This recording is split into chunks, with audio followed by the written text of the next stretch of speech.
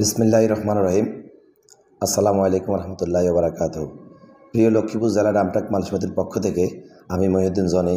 আমাদের লক্ষ্মীপুর টু মৌসুদিরহাট ভোলা বরিশালের যে মহাসড়কটি আছে, এই সড়কের দুই পাশে বন বিভাগের যে গাছগুলো আছে, এই গাছগুলার অতিরিক্ত ডানাগুলা আমাদের রাস্তাগুলার ব্লক হয়ে গেছে। মিনিমাম দুই পাশের 8 ফুট প্রায় 16 ফুট আমাদের রাস্তাগুলো ব্লক হয়ে গেছে।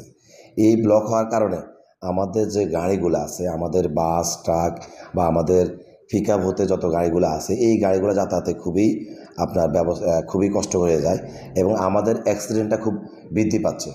আমি লক্ষ্মীপুর জেলা ডামটাক মালিকদের পক্ষ থেকে আমাদের বাংলাদেশ বন বিভাগের লক্ষ্মীপুর জেলার যে কর্তৃপক্ষ মহোদয় আছেন, বিনীতভাবে অনুরোধ থাকবে আপনারা অবশ্যই আপনাদের এই গাছপালাগুলার যে অতিরিক্ত যে ডালগুলো আছে এগুলা কেটে এই রাস্তাকে আপনারা আমাদের চলাচলের যে সুব্যবস্থাগুলো আপনারা অবশ্যই করে দিবেন।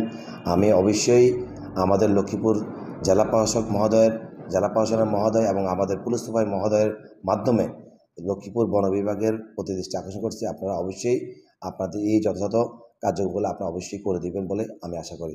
আসসালামু আলাইকুম।